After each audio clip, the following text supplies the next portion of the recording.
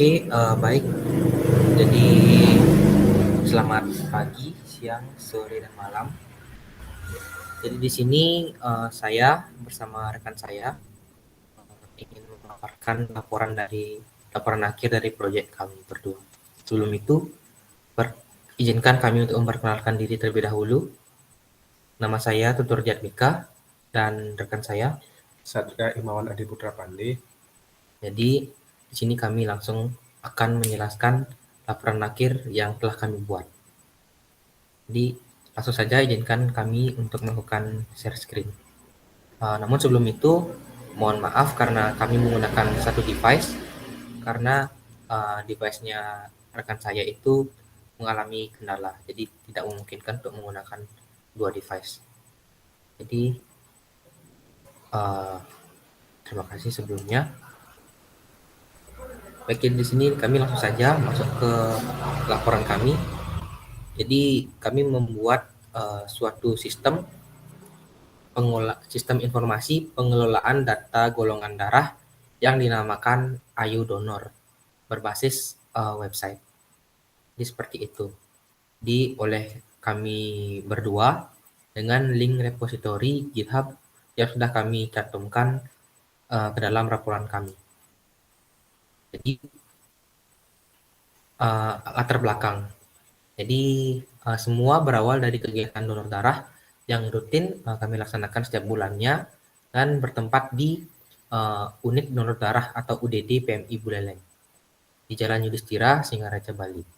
Jadi oleh karena itulah kami tertarik untuk membuat suatu sistem hingga mengembangkan sistem tersebut ke dalam website yang mengakomodasi terkait dengan administrasi pencatatan golongan darah dari seluruh pendonor dengan tujuan untuk mempermudah pekerjaan petugas dalam melakukan pencatatan administrasi yang sudah tersistemasi. Jadi tidak manual lagi, namun tersistemasi itu. Oke, tujuannya itu sudah kami paparkan langsung pada latar belakang untuk membuat dan mengembangkan sistem yang kami buat berdasarkan atau berbasis website untuk mempermudah pekerjaan petugas donor dalam melakukan administrasi golongan darah. Jadi, adapun gambaran umum sistem yang kami buat, yang pertama, petugas akan melakukan registrasi terlebih dahulu untuk mendaftarkan akun ke dalam sistem dan terdata otomatis dalam tabel petugas. Setelah itu, petugas akan diarahkan langsung ke dalam dashboard admin Ayu Donor. Nah, setelah diarahkan, petugas akan menginputkan data pendonor yang berbasis form dan nanti akan otomatis data tersebut masuk ke dalam data tabel pendonor. Nah, di sini juga terjadi proses validasi form dalam tahap input data. Jadi setelah melakukan input data, petugas akan melakukan logout dari halaman sistem tersebut. Nah, adapun metode pengembangan sistem yang kami rancang akan dijelaskan oleh rekan saya, Satria Pandi. Silakan. Baik, terima kasih atas waktunya, Tutur. Di sini saya akan menjelaskan metode dari pengembangan sistem Ayu Donor. Pada metode kali ini, adapun analisis kebutuhan pengguna yang akan dilakukan dari pihak admin maupun petugas pendonor. Yang pertama, dari pihak admin akan melakukan manajemen terhadap data user, terus melakukan manajemen terhadap database. Selanjutnya adalah melakukan manajemen terhadap bank darah. Dari sisi petugas donor, yaitu dari petugas donor bisa memiliki hak akses untuk fasilitas yang terdapat pada website, terus menginputkan data dari yang mendonorkan, terus melihat status dari website. Nah, adapun use case atau fitur dari aplikasi Ayu Donor adalah yang pertama adalah dari sisi admin. Dari sisi admin akan melakukan login dan register pada sistem, terus bisa manajemen bank darah, bisa manajemen data petugas dan manajemen master data.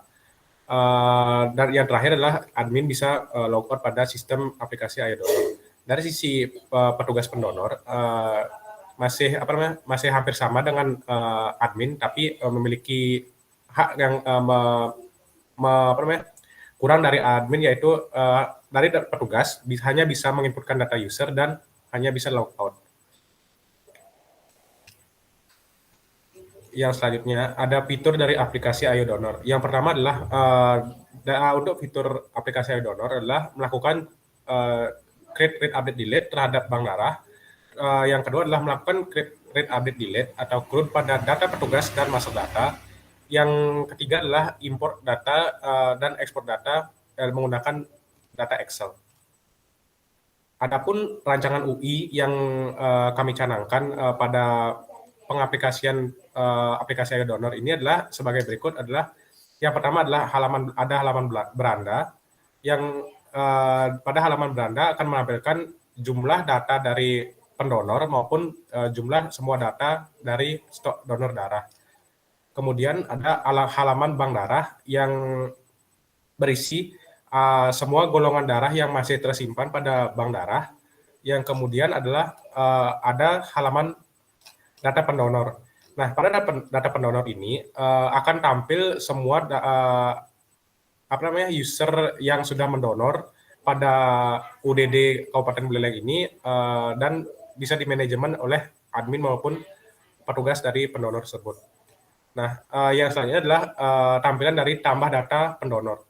Nah, adapun tambah data pendonor seperti tampilan pada gambar tersebut adalah dari data petugas ataupun admin bisa menginputkan semua data dari pendonor ke dalam sistem. Selanjutnya adalah fitur selanjutnya akan dijelaskan oleh rekan saya. Baik, jadi di sini adapun ERD atau Entity Relationship Diagram yang sudah kami buat, yaitu yang pertama ada user. User itu memiliki atribut, yang dimana atribut primary-nya yaitu ID user. Atribut selanjutnya ada nama, umur, jenis kelamin, alamat, telepon, dan golongan darah. Yang kedua ada entitas admin. Di sini ada memiliki ID admin sebagai primary key dan nama adminnya. Yang ketiga ada petugas, di mana petugas ini memiliki primary key, ID petugas, dan atribut lainnya yaitu nama, umur, jenis kelamin, alamat, dan telepon.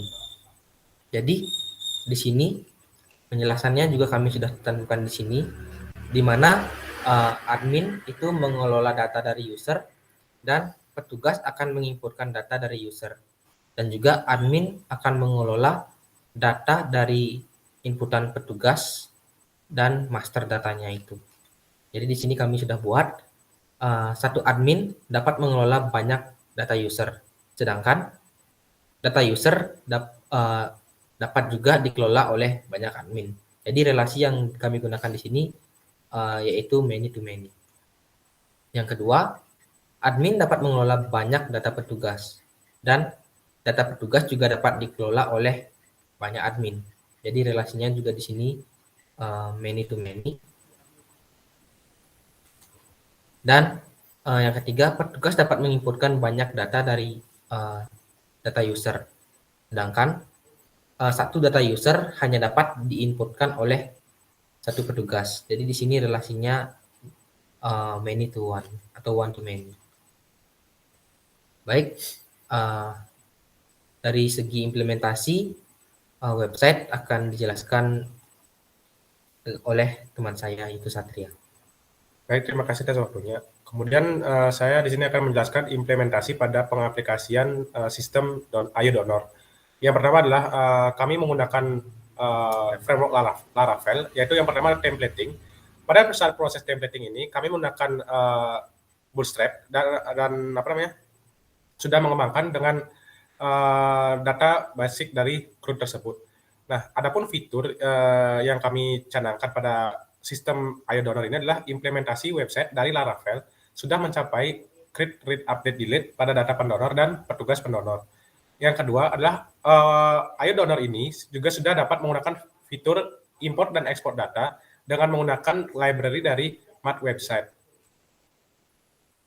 Nah, yang kemudian untuk back-end-nya, pada proses back-end ini, project Ayo Donor sudah dikembangkan sampai dengan tahap API atau Application Project Interface menggunakan templating dari Laravel dan Vue.js. Nah, untuk templating-nya saya serahkan ke rekan saya.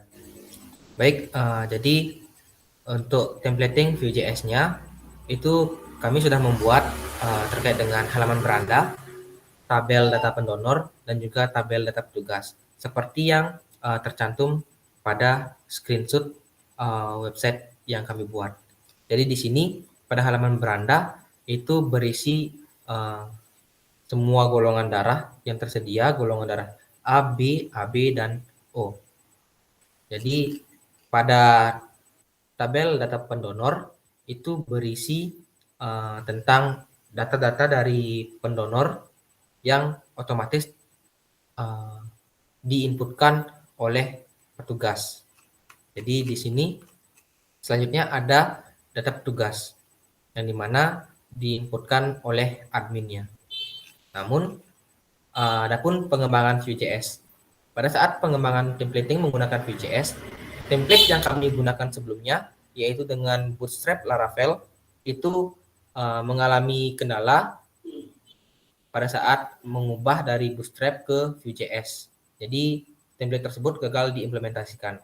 Nah, setelah kami melakukan riset lagi, melakukan searching lagi, jadi kami memutuskan untuk memulai menggunakan templating Vue dan menggunakan template dari Bootstrap Vue. Namun masih ada kekurangan pada sistem kami, yaitu yang pertama kami masih memiliki pemahaman yang minim mengenai apa itu Vue router, root dengan menggunakan Vue.js, dan juga kami mengalami kendala pada device. Jadi kami memerlukan cukup banyak waktu untuk mengatasi hal tersebut.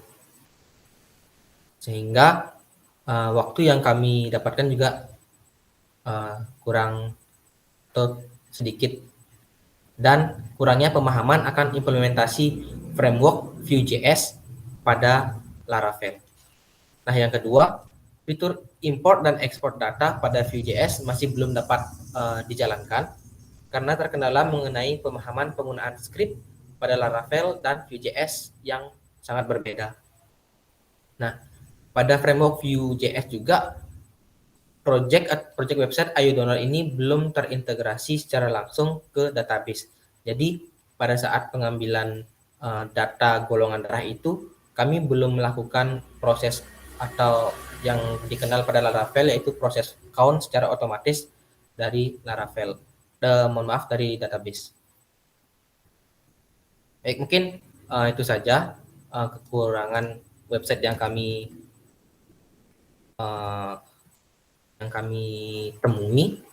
Jadi di sini yang sebagai terakhir atau sebagai lampiran, kami juga menambahkan sertifikat online course yang sudah kami selesaikan pada website Sololearn, yaitu yang dari HTML, CSS, PHP, dan responsive web design. Begitu pula dengan rekan saya yaitu Satria Pandi, sudah menyelesaikan tahap HTML, CSS, PHP, dan juga responsive web design. Baik, mungkin sampai di sini dulu pemaparan dari laporan akhir yang sudah kami buat bersama. Sebelum kami tutup, masih banyak kekurangan terhadap sistem informasi yang kami buat dan sudah kami jelaskan pada kendala di kekurangan sistem tersebut. Jadi saya mohon saran dari banyak pihak yang bersifat membangun agar kami juga semakin semangat, semakin terdorong, semakin termotivasi untuk mengembangkan sistem informasi ini lebih lanjut lagi nantinya. Baik, atas perhatian dari Bapak. Kami ucapkan terima kasih dan kami akhiri dengan mengucapkan Paramasanti. Om Santi Santi Santi Om.